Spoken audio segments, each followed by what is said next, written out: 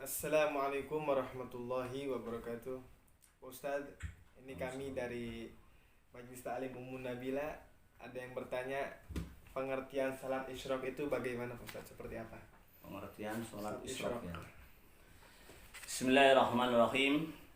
Assalamualaikum warahmatullahi wabarakatuh. Waalaikumsalam warahmatullahi wabarakatuh. Alhamdulillahilladzi ja'ala likulli shay'in sababa wa anzala ala 'abdihi kitaban 'ajaba fihi min kulli shay'in hikmatan wa naba. Wassalatu wassalamu ala asrafil khalifati ajama wa arraba wa askahum hisaban najaba amma ba'du. Ma'asyiral muslimin rahimakumullah. Ada sebagian yang menanya dari Majelis Taklim mana tadi? Majelis Ta'lim Ummu Nabila. Majelis Taklim Ummu Nabila menanyakan yang berkaitan dengan sholat isyraq. Ya. Pada pertemuan yang lalu saya membahas, ada yang menanya tentang sholat fajar. Kemudian sekarang adalah yang berkaitan sholat isyraq. Apa yang dimaksud sholat isyraq? Ini pengertian terlebih dahulu, nanti keutamaannya, kemudian waktunya. Pengertian sholat isyraq adalah sholat yang dilakukan setelah sholat subuh. Ya, setelah sholat subuh, waktunya adalah terbit, setelah terbit matahari, ya, setelah terbit matahari, tapi bukan pas terbitnya. Jadi menunggu kira-kira waktu itu. Makanya kalau kamu mengikuti hadis Rasulullah itu sekitar 1 tombak. Cuma kalau dijamkan di Indonesia, yaitu kira-kira setelah terbit itu lebih antara 15 menit atau lebih, kira-kira 15 menit lah. Ya, itu waktu isyraq. Keterangannya adalah hadis Rasulullah SAW dari Anas bin Malik radhiyallahu anhu. Rasulullah SAW dalam sebuah hadis yang diriwayatkan oleh Imam Tirmidzi pada hadis yang ke-586, di sana dinyatakan Rasulullah Shallallahu Alaihi Wasallam, ya, Rasulullah Shallallahu Alaihi Wasallam man sholal ghodda. Jadi man sholal ghodata fi jama'atin. Ini perhatikan, man sholal ghodata fi jama'atin. Syaratnya adalah jamaah. Summa qa'ada yadhkurullahu ta'ala. Ya, barang siapa yang sholat ghad yang dimaksud adalah sholat subuh. Setelah sholat subuh, summa qa'ada, kemudian dia duduk. Ketika duduk, yadhkurullahu ta'ala, maka dia berzikir kepada Allah Ta'ala hatta tatlu as-samsu, sehingga sampai menunggu terbit matahari, ya, sampai menunggu terbit matahari. Jadi sholat berjamaah di masjid, di musola, di suro, di langgar, di majelis taklim, di pondok-pondok pesantren, atau di aula, di mana saja kita sholat jamaah. Ini menjadi syarat para ulama. Sholat berjamaah subuh, kemudian duduk, kemudian berzikir, menunggu waktu terbit matahari, menunggu sampai waktu isyraq, yakni kira-kira 15 menit dari terbit. Nah, 15 menit dari terbit itu disebut sebagai sholat awal masuk sholat duha. Makanya ada ulama yang mengatakan itu adalah sholat awabin pada waktu pagi. Ada yang berpendapat itu. Tapi awal waktu sholat isyraq atau setelah sholat isyraq, para ulama mengatakan baru masuk sholat duha. Jadi setelah masuk sholat isyraq baru masuk sholat duha. Tapi ada yang mengatakan awal masuknya sholat isyraq berarti itulah masuknya sholat duha. Maka ketika kita menjalankan itu disebut menjalankan sholat isyraq. Jadi syaratnya berjamaah dulu. Kemudian berzikir. Setelah zikir sampai lama, apa yang dibaca? Bisa la ilaha illallah, la ilaha illallah, la ilaha illallah. Ini zikir pada umumnya. Atau subhanallah, alhamdulillah. Atau baca selawat selama-lama, sebanyak-banyaknya. Sallallahu ala Muhammad, sallallahu ala Muhammad, sallallahu ala Muhammad. Sampai terbit matahari. Atau satu saat kita di masjid ngikuti kuliah subuh pada umumnya.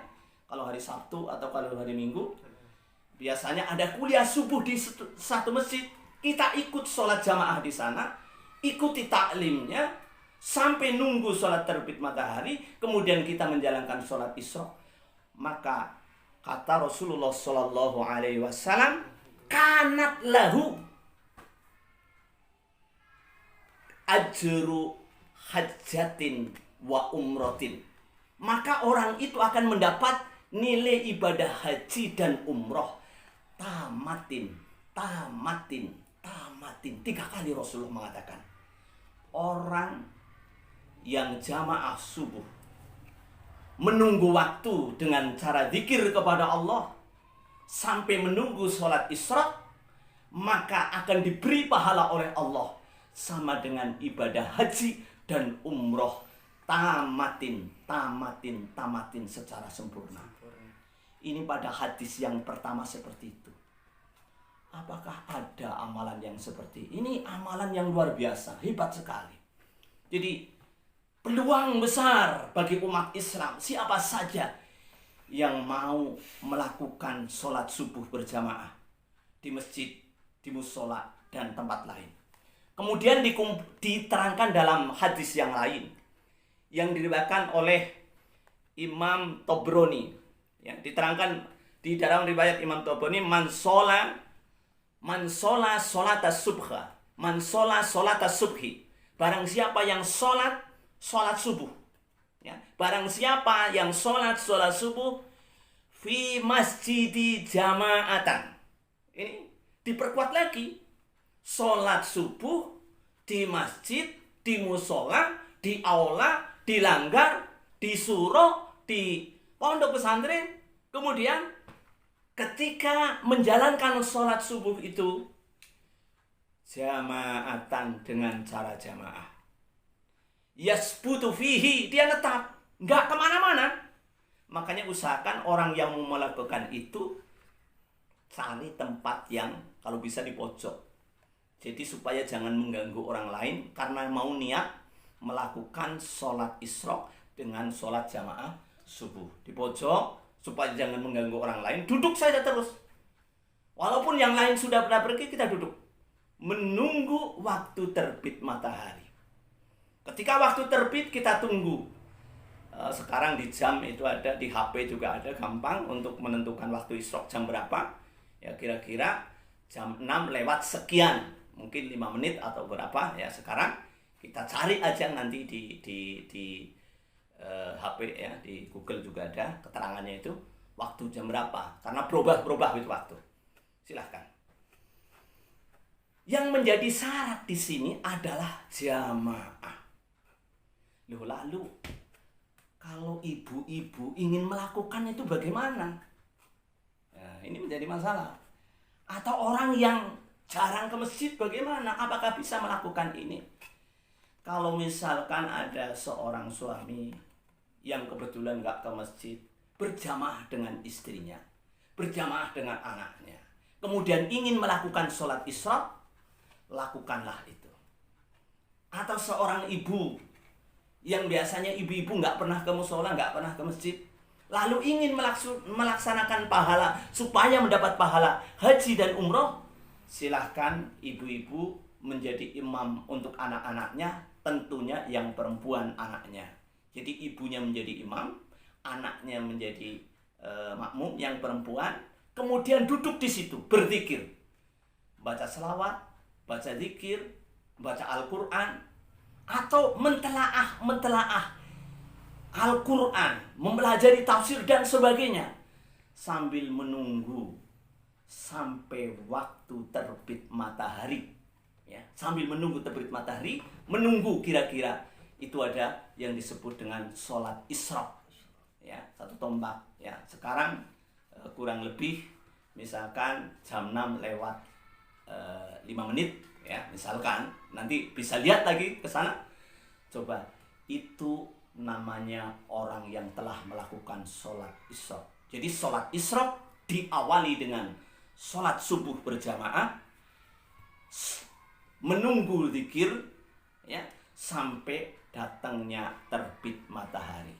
Maka diteruskan dalam hadisnya, hatta yusolli subhatad duha, sehingga dia sholat 2 rakaat untuk menunggu sholat awal masuknya sholat duha, yaitu yang disebut sholat isyraq adalah awal masuknya sholat duha. Apa kata Rasulullah? Kanat lahu, ada baginya kahajin wa umratin, seperti haji dan umrah, taman hajjuhu wa taman umratuhu.